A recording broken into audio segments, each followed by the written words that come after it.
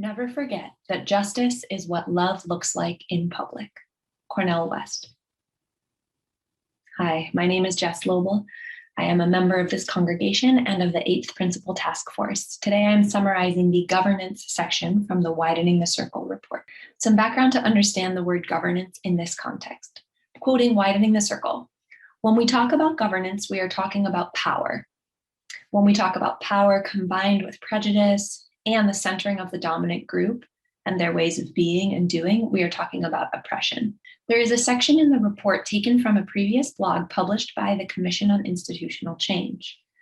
It reads, "We have found that an area in need of analysis is that of over-reliance on informal structures to carry out governance work.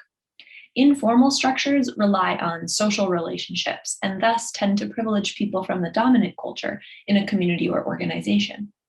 In the interest of not being bureaucratic, we leave structures informal because we all know and trust each other. When informal structures are utilized, the end result is that those in power benefit from decision-making processes and arrangements that not only prioritize their perspectives, but also are taken to be normal practices. Informal structures create opportunities for hurt, discrimination, incomplete recounting of institutional history, and can result in selective memory. When used as the predominant way of operating, informal structures undermine the mission, goals, and work of organizations. Having formal written policies and more formal decision-making is not an end-all solution. Policies still need to be tended to, regularly reviewed and revised in consideration of an organization's evolving goals, mission, strategy, and stakeholders.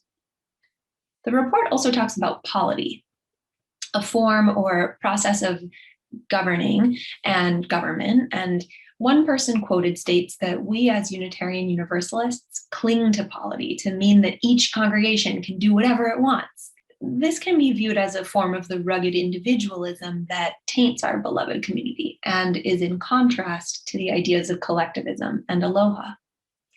In the September 2020 issue of Kauaiola, which is published by the Office of Hawaiian Affairs, Kumuhula Hina Le Moana Wangkalu states that the word aloha requires us to have the deepest and most profound sense of respect, caring, and kindness for ourselves and one another. It also requires us to remember that our culture speaks to placing the we before the me. Recommendations made in the governance section of the Widening the Circle report include: 1. The Board of Trustees and the President of the UUA should articulate clear goals, plans, and measures toward a liberatory Unitarian Universalism for our times. 2. Governance within the UUA needs streamlining due to the unnecessary complexity of the structures which are biased toward the more privileged. 3. Misconceptions about the nature of our congregational polity should be addressed, as they are used to empower people to maintain a stagnant and exclusionary status quo. We as a UU church and as individuals need to create new norms and new ecosystems grounded and centered in anti-racism work. Specifically, we need to examine and implement policies to dismantle white supremacy. This work needs to be front and center, as well as the driving force in our congregation's mission, vision, covenant, and bylaws, as well as in our personal moral compasses and guiding principles.